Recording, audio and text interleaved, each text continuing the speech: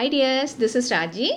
In the previous video, we were learning about electrolytes, about the classification of electrolytes, examples of electrolytes, and we had discussed a lot of board questions also related to that. I'll share the link of that video also. You can just go through that if you haven't watched it.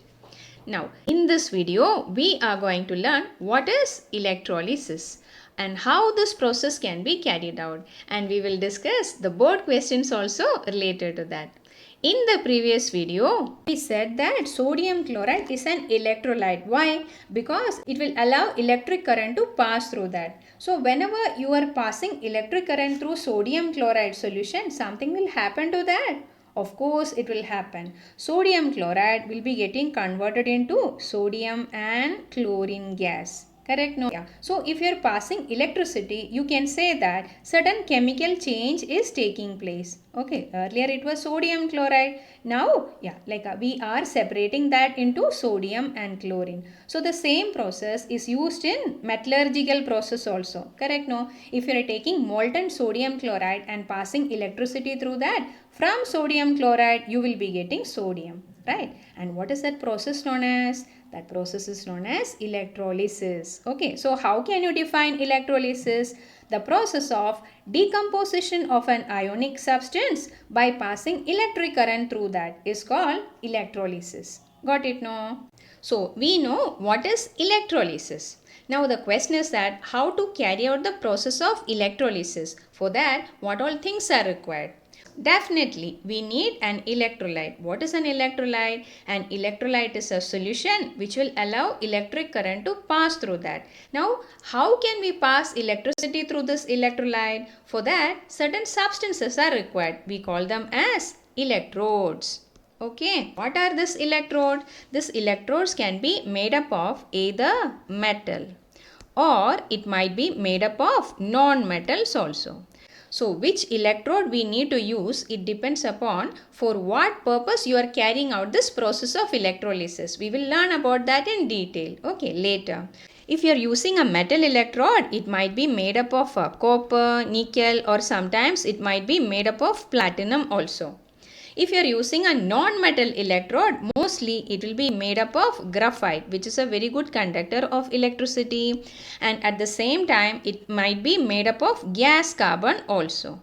Okay, so we have an electrolyte also, electrode also. After that, these electrodes have to be connected to the terminals of a battery. The electrode that is connected to the positive terminal of a battery also will become positive. Right? The electrode that is connected to the negative terminal of a battery also will become negatively charged. If this electrode is negatively charged, you can imagine that it is having a net negative charge or it will be full of electrons. Correct? Yeah. As a result, what will happen? The positively charged ions from the solution will slowly move towards this electrode.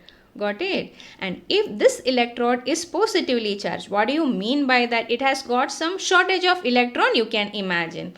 So it will be having a net positive charge. If this electrode is having a net positive charge, what will happen? Negatively charged ions from the solution will go and stay nearby.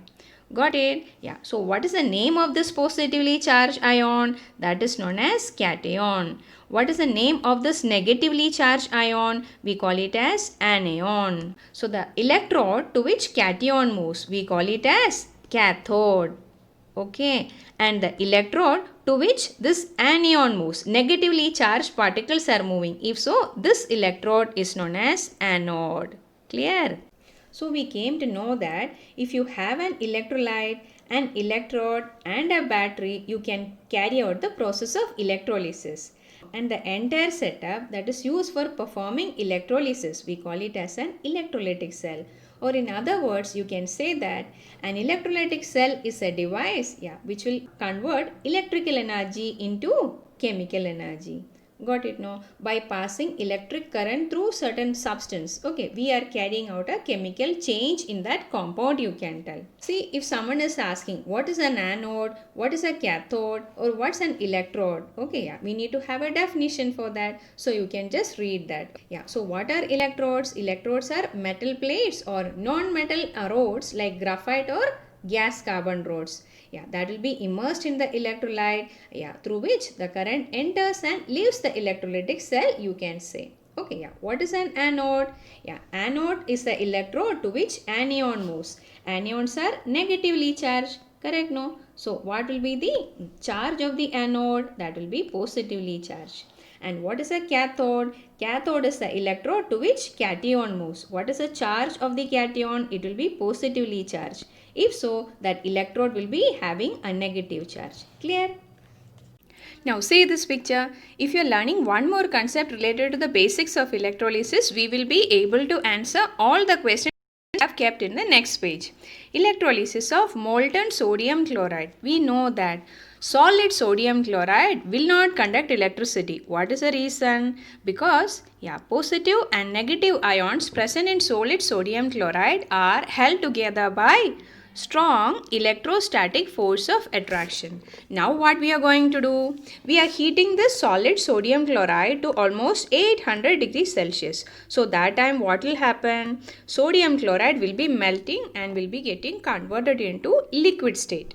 To this molten sodium chloride, we are passing electricity by means of this electrode. Can you tell me sodium ion will be moving towards which electrode? Yeah, being a cation, it will be moving towards the negative electrode. So that electrode we call it as cathode. So why the sodium ion is moving towards a cathode? Its intention is to get discharged. That means it is having a positive charge. How it can be discharged? How can that charge be neutralized? By accepting one electron from the cathode. See this one. The cathode is having a net negative charge. Okay, it will be accepting one electron from the cathode and will be getting converted into a sodium metal, or discharge of sodium ion is taking place at the cathode, we can say. Now tell me what will happen to this chloride ion? Being negatively charged, or anion, it will be moving towards the positive electrode.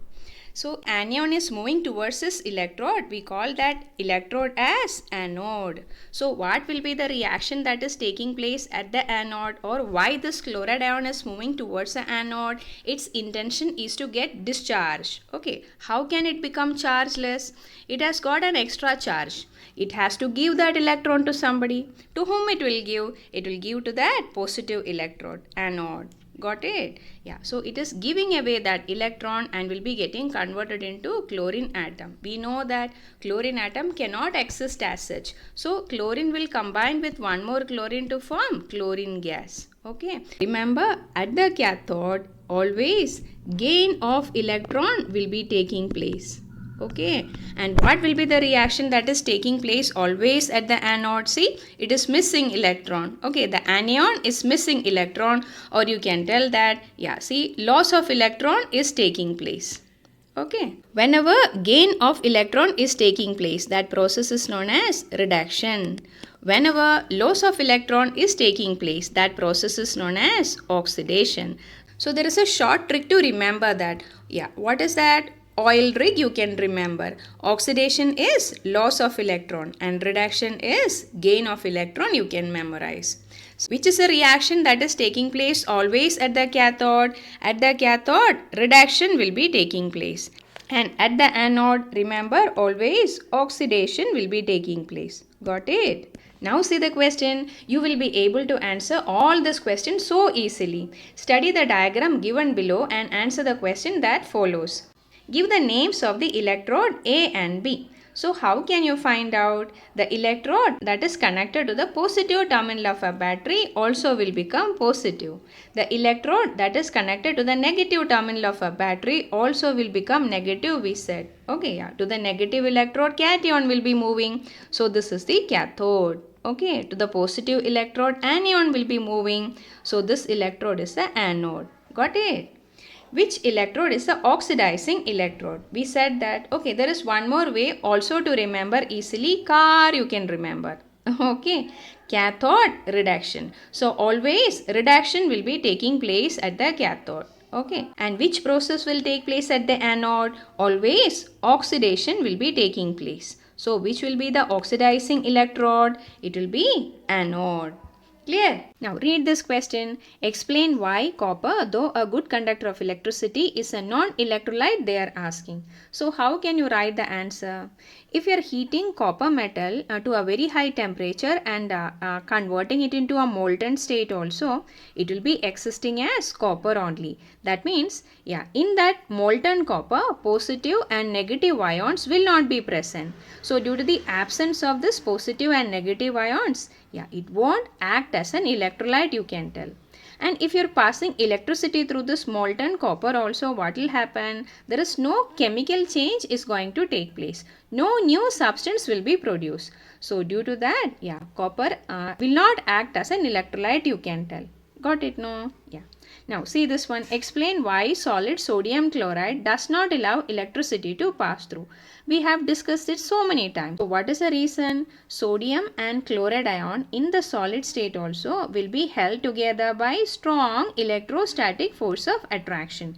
As a result, what will happen? The ions are not free to move. Got it, no? So due to the absence of free mobile ions, it won't conduct electricity in the solid state, you can write. Easy.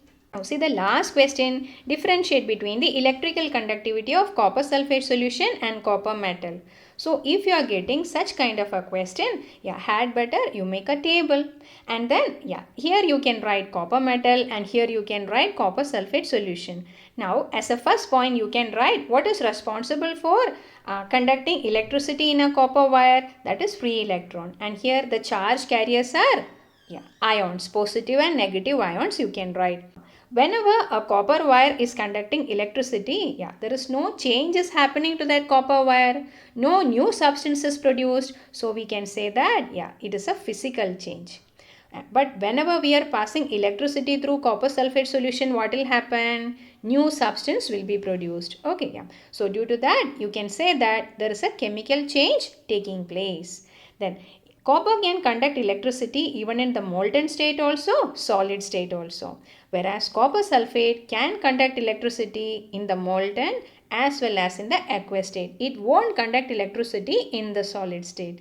We have discussed a very small topic, but you have answered these many questions. Thanks for watching. See you in the next video.